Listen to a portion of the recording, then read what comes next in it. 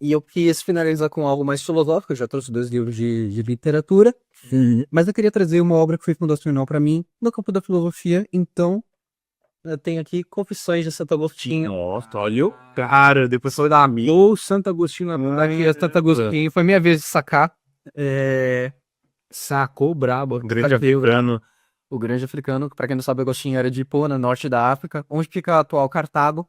Atual Cartago é ótimo. A maior Atual Cartago. Onde ficava a antiga Cartago. atual Cartago, cara, os maurícios dos Sempre pensando no Império Romano. é a foto, cara, atual Atlântida, né? Sei lá.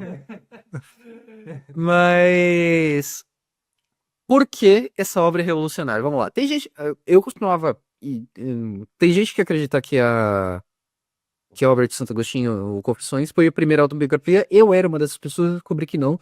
Você tem autobiografias, por exemplo, na forma de hieroglifos nas paredes das ruínas do Templo de Luxor. A diferença de Confissões para essas autobiografias é, enquanto todas as autobiografias do mundo antigo pré-agostinho estavam focadas em narrar as virtudes e conquistas dos grandes homens, a fim de eles alcançar a simpatia dos deuses na outra vida, Agostinho, ele escreve a sua autobiografia a partir de um ponto de vista de exame de consciência e de autorreflexão como fonte do conhecimento.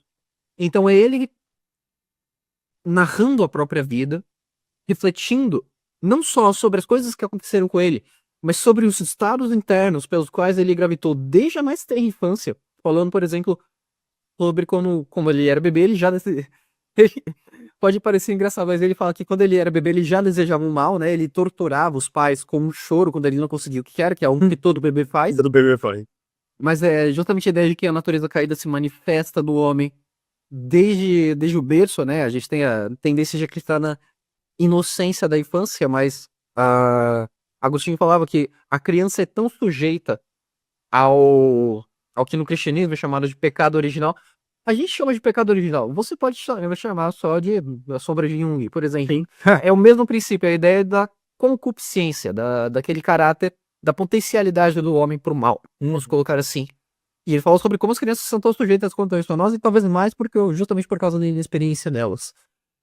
E é um esforço dele de encontrar dentro de si a fonte da verdade, né? Então ele, claro, que Santo Agostinho, ele é um santo católico e ortodoxo também. E ele é muito conhecido pelo seu poema Tarde chamei, verdade tão antiga e tão nova. Eis que tu estavas dentro e eu fora. E os homens sobem as montanhas e percorrem pelas costas e velejam pelo mar à procura daquilo, porque à procura de sentido, mas temem olhar para dentro. Então, é uma autobiografia de um homem narrando tudo o que ele fez de errado e admitindo, por exemplo, que ele fazia o mal, muitas vezes pelo prazer de fazer o mal. Então, por exemplo, ele fala que na adolescência ele era um jovem rico, os pais dele eram abastados, a mãe era cristã, o pai era pagão e comerciante. Mas ele, por exemplo, roubava as peras do vizinho ali porque ele queria ter a vanglória de ter conseguido roubar. E ele, desde muito cedo, manifestou um grande talento para as letras e para a linguagem, motivo pelo qual ele foi transferido de Epona para a capital do Império, que na época ficava em Milão, porque Roma estava já num certo ciclo de decadência. E com o passar do tempo, ele desenvolve suas capacidades e ele se torna um grande mestre da retórica.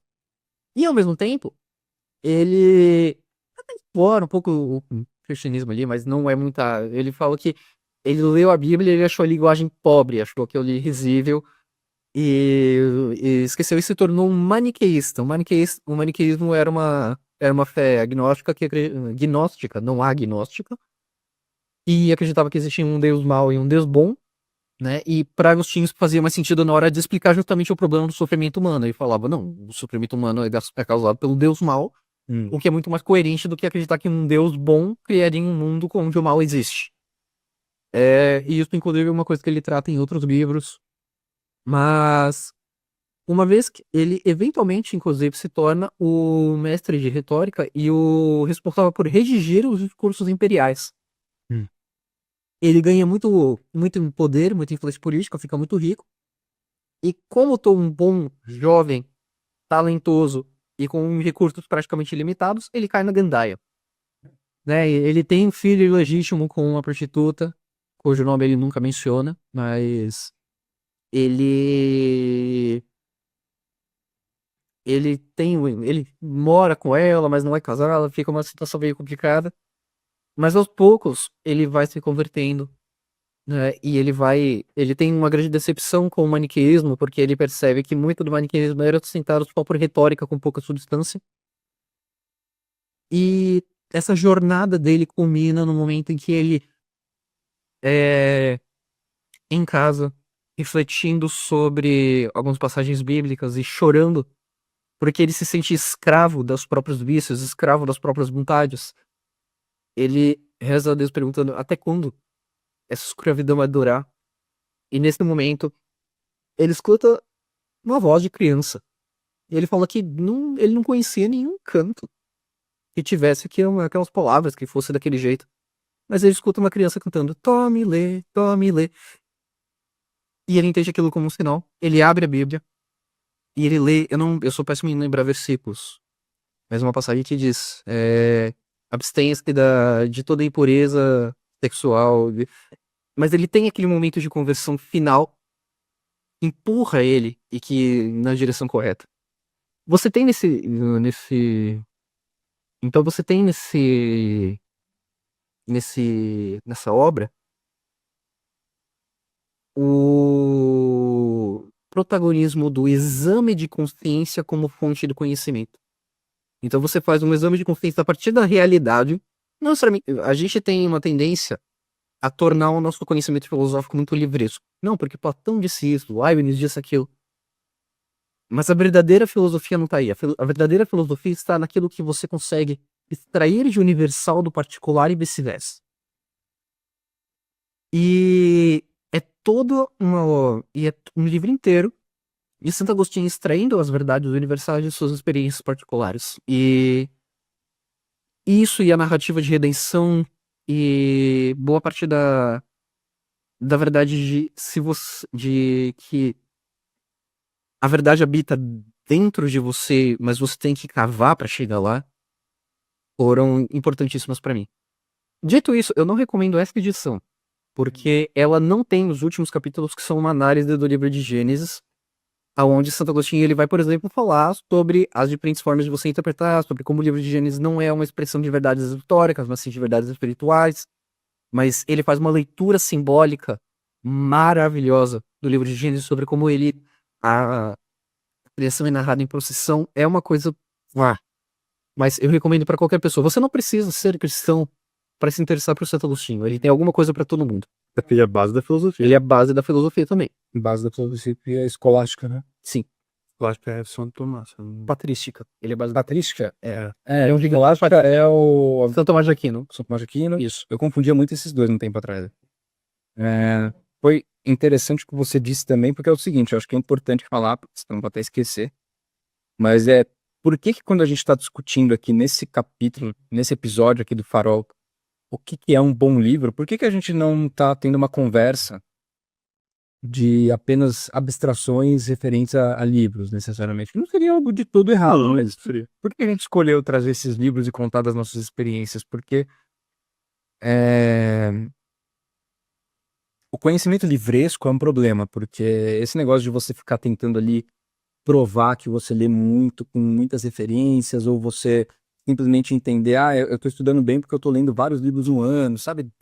Todo mundo fica na biblioteca. Todo mundo caga e anda pra quantidade de livros que você leu no ano, e você deveria também. Porque é mais importante você ler um livro importante com calma num ano inteiro do que você ler 10 sem cuidado nenhum. Sim. Então, existem certas técnicas também. E o mais importante é que o livro, ele não é um fim nele mesmo. Não, nenhum. Que acho que é o começo que eu queria trazer. O fim não é o livro não é um fim nele mesmo. Então o livro ele tá te dando certas ferramentas para que você faça algo. Então, o intelectual na Torre de Marfim é um estereótipo do cara que só tem conhecimento livresco, ele é uma biblioteca ambulante, só que ele nunca aplica isso para nada de útil na realidade. Então, você ficar lendo esses livros sem você conseguir conectar alguma coisa com a sua história, sem conectar com a sua própria vida, acaba fazendo com que aquilo seja algo dispensável, se você não conseguir aplicar de alguma maneira, se você não conseguir realmente utilizar isso para melhorar a sua própria existência ou a existência do próximo. Eles estão ali justamente para isso, né? Muito se fala sobre livros serem conhecimento, não sei o que, não sei o que lá. Primeiro que isso é uma visão errada, porque não é todo livro que é uma chave de um conhecimento, é um baú de conhecimento. Tem muito livro que não serve pra porra nenhuma, inclusive a maioria. E desses seletos livros que são realmente importantes para a manutenção da própria vida humana, lê-los e apenas achar que tá finalizado depois de lido, porque você vai fazer referências aqui e ali, cara, isso tá muito errado, porque o importante é você encontrar maneiras de você aplicar aquilo e fazer com que aquele autor venha à vida a partir de você. O espírito dele permanece vivo nas suas ações, depois que foram inspiradas por aquilo que você se comunicou aqui nessa leitura.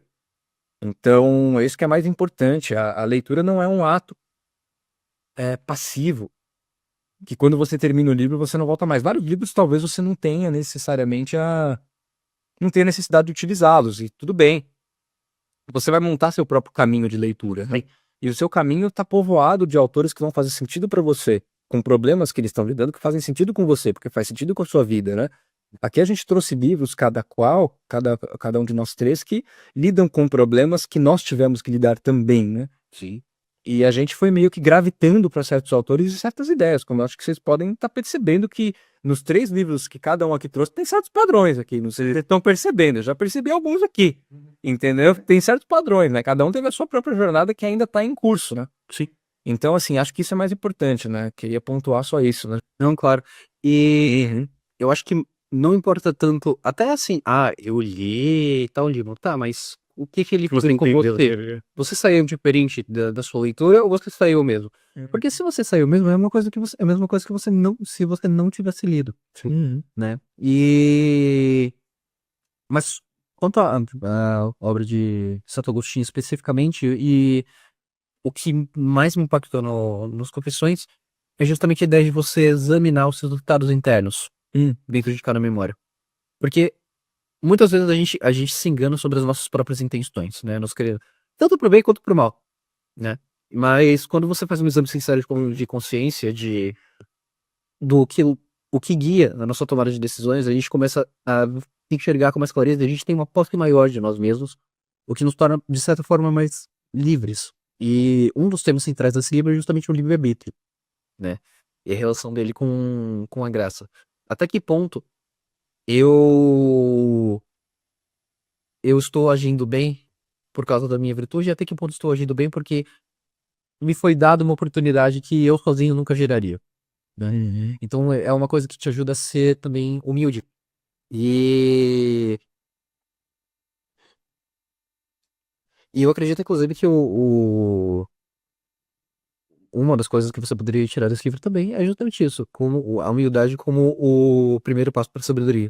Você reconhecer as suas faltas, você reconhecer o seu Sou limitado. que é limitado, né? Ou como diria um outro patrístico muito bom, né? O Neymar, errei foi moleque,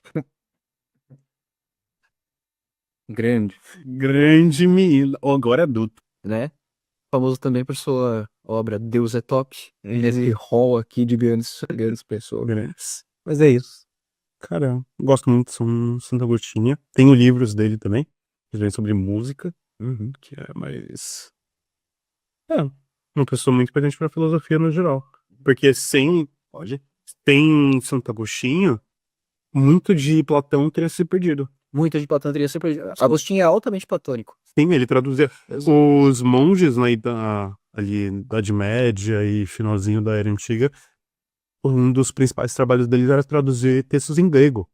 Então, a gente tem que agradecer muito a Santo Agostinho, Santo Tomás e outros monges também, porque sem eles, cara, nossa história literária seria muito mais pobrezinha. Não, literariamente, esse livro também, ele é uma delícia de ler. É outro Cara, ele é um mestre de retórica. retórica. Sim, né? voltando para livros Maria menos, né? Existe aquela piada de que Agostinho é belo como um passeio no jardim e São Tomás de Aquino é belo como um manual de banco imobiliário. Que é organizadinho, você encontra exatamente a informação que você está procurando rápido. Fala muito também da personalidade dos dois. Sim, exato. Do jeito de pensamento deles. Exato, exatamente. É engraçado que eu vi um pouquinho só dele na graduação de psico, que a gente fala também de filosofia lá, né? Ele é muito bem. Inclusive, falando até do Jung que eu falei mais cedo, você futuro, pessoa interessada em psicologia, saiba que você não vai ver nada de Jung na Não, faculdade, viu? Mesma coisa com filosofia. Muito cuidado com a faculdade de filosofia que você vai, porque muito provavelmente você vai aprender muito Foucault e é pouco fácil. Eu que tô na faculdade de psicologia aprendi muito mais Foucault do que qualquer outro filósofo também, eu também. infelizmente. Não tô necessariamente fazendo um juízo de valor sobre Foucault, mas realmente ignorar esse tipo de cara aqui é um problema. Sim. E até o próprio Jung também, que é bem ignorado. Eu não li porque na faculdade, queria deixar claro, eu não li na época da faculdade porque me recomendaram, não. Eu fui atrás porque eu vi que tava faltando. Bem,